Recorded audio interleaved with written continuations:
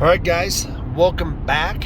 We just got done wrapping up the video for the eastbound Ike Gauntlet that everybody is just oogling about all the time, and that's the real test of a truck. That's the testament. So we just did that.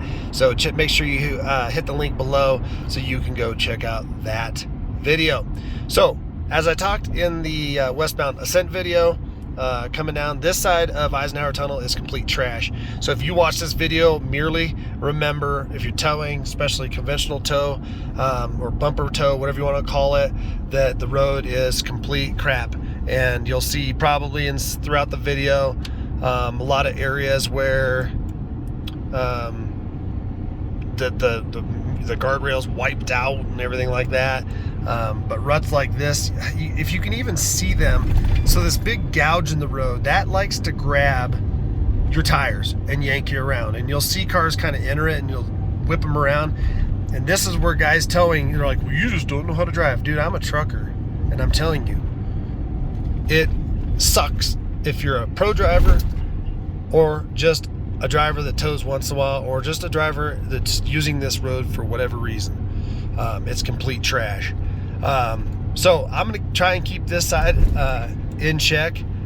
Ooh, they just actually repaved that piece. That's nice, because that was horrible. You can see all the guardrail has been wiped out over the last couple of years. So I'm actually going to try and keep our speed in check here, because what I find is no matter what, those ruts like to grab you, yank you around. And again, because your trailer axles are probably wider than your vehicle axles, they're going to be offset. So this is the dance you have to do with your vehicle tires and your trailer tires, and watching your whip. And speed is going to exacerbate that, meaning if you want to come down this at 60, you can. God bless you, and I pray for you and your family for a safe journey. But especially if you've never driven a road, when you're going downhill and you know you're going to have weight pushing you down a hill, slow down. This is not a race contest. People are going to race around you no matter what anyway. So just watch your speed so you don't get into a situation where you get whip, and then it's only going to take a couple of whips and you're done. And if, depending on if you're familiar with whip and know how to correct it, it'll kill you. And so I'm just saying, it's easier to stay ahead of it than it is to chase it. So I have our cruise control set at 51. I am not using my phony baloney shifter. I know it's a real shifter, guys. I just like saying that. But I'm gonna let the truck do itself.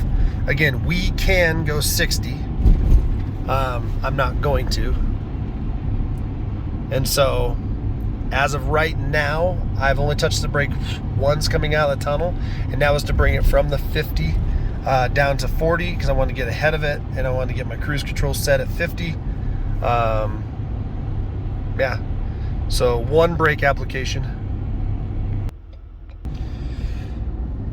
So again, so far so good, guys. We can see we got 5 and 6% grade, 8 miles. Now we've already went down about 3 miles. So when you come out of the westbound side of the tunnel, it's kind of like a 7.5, 8 mile jog down. And I talked about brake temps on the general here, and like I said, I'll get a brake temp on this one. So this side's actually almost as steep and about 4 miles longer till you get to Georgetown. And at the end of the day, I kept this one more in check. So I let on the westbound side, I let it get up to close to the 60 mile an hour just to see if the transmission did a pretty good job. Again, we had 5 brake applications, so not bad. I wouldn't say it's crazy at all. I think that's normal from even the diesel Super Duties I've had, and even the Duramaxes I've had. Now my Cummins that I had, my 16 mega cab Cummins, that truck would almost stop. I mean, it kept it in check. I usually had to push the accelerator coming down any hills with that, and I think Ram still is probably the best when it comes to engine, exhaust braking, whatever you want to talk about. Very good setup there, very good. But with the new second gen L5P Duramax, they have changed that because there were some complaints about the ability of the exhaust brake. And the power stroke, it's there. It does fine. It's not as robust as the Ram, and I would say between the first gen L5P and the current power stroke, yeah, they're about the same. But they're still there to help. But is it night and day difference over, say, this going down the hill?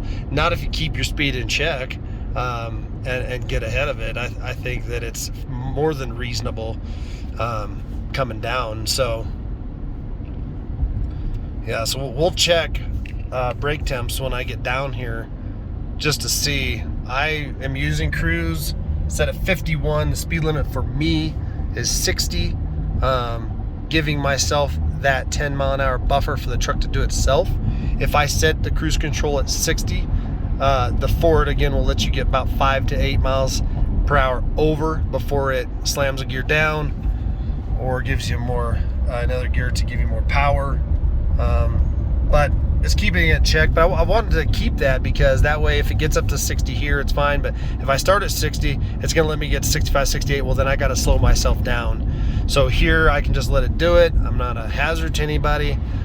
Most of the trucks coming down this are only supposed to be doing 35 to 45. So, you know, I'm falling kind of in line with those cats. So we'll see what happens. So as we get ready to wrap up this last video, this is the last steep part dropping from Eisenhower down into, oh, this is pretty sweet. There's a locomotive, stay on task. So as we look here, this is the last little jaunt. And this is where I think the truck's probably gonna pick up a little bit of speed. We'll see what she does here. But again, 6% grade going down. Again, I'm not gonna let the ship get out of control here, but I'm gonna try and let the cruise control do its thing, guys. So again, just to touch on a few things here, this is going to be basically an 8-part series, meaning, so here we are gaining some speed. So let's get her down a little bit.